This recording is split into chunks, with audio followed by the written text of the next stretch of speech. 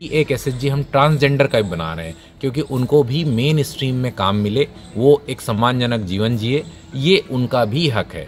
वो हमारे revenue collection में हमारी मदद करेंगे। उनके लिए बाकायदा उनको ट्रेनिंग दी जाएगी, जो नियम कानून है उनसे भी उनको परिचय कराया जाएगा। दमोह की नगर पालिका में टैक्स और राजस्व वसूली के लाने अब थर्ड जेंडर यानी ट्रांसजेंडर समुदाय अपनी जिम्मेदारी निभाए। जी हाँ, दमोह नगर पालिका सीएमओ ने किन्नरों को दी है जा जिम्मेदारी काय के नगर में क्षेत्र के नागरिकों पर नगर पालिका को लगभग 40 करोड़ रुपया से ज्यादा को टैक्स और राजस्व बकाया है, वसूली में समस्याएं आ रही थी। यही से जिम्मेदारी थर्ड जेंडर समुदाय को दी गई है जिसे नगर पालिका की वसूली में सहायता मिले। करें ट्रांसजेंडर वाली वो ये है कि ये कोई हमारा नवाचार आप नहीं कहेंगे, ये सरकार की एक महती योजना है कि जो लोग मेन स्ट्रीम से बाहर है सोसाइटी की, उन लोगों को मेन स्ट्रीम में लाने के लिए एक एसएचजी को महत्वपूर्ण टूल के रूप में सरकार इस्तेमाल कर रही है। सेल्फ हेल्प ग्रुप ऐसे तरीका है जिससे लोग जो इकोनॉमिक वीकर सेक्शन है, जो मेन स्ट्रीम में नहीं है, उनको मेन स्ट्रीम में लाया जा रहा है। तो उसी के तहत हमने अलग अलग क्षेत्रों में काम करने के लिए प्लान बनाए हैं। जैसे दिव्यांगों का एक एसएचजी बनाया है जो आश्रय स्थलों की केयर टेकिंग और कैंटीन चलाने के लिए काम करेगा।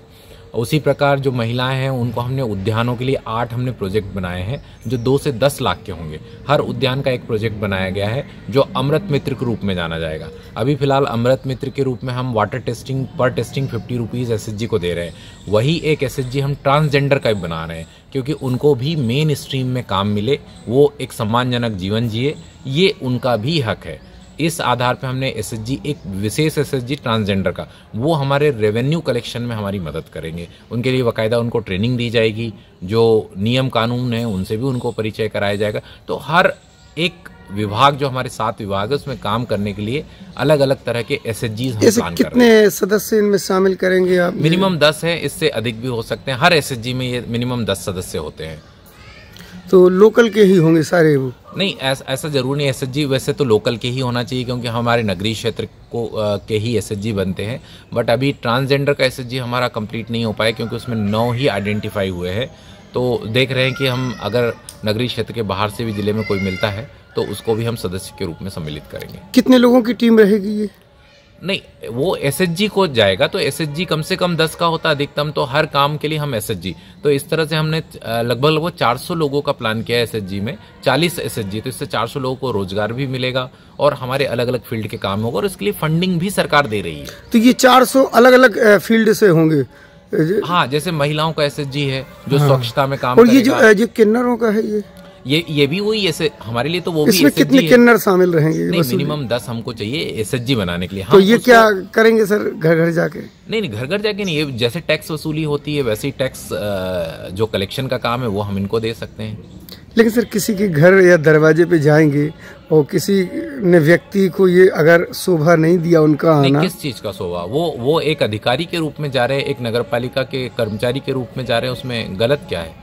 टैक्स कलेक्शन वो ना दे, वैसे भी टैक्स जो पे करना है वो जिम्मेदारी नागरिक की है। नगर पालिका तो जब जाएगी तो वो पैसा भी आपसे वसूलेगी, उनके आने जाने का खर्च भी आपसे लेगी।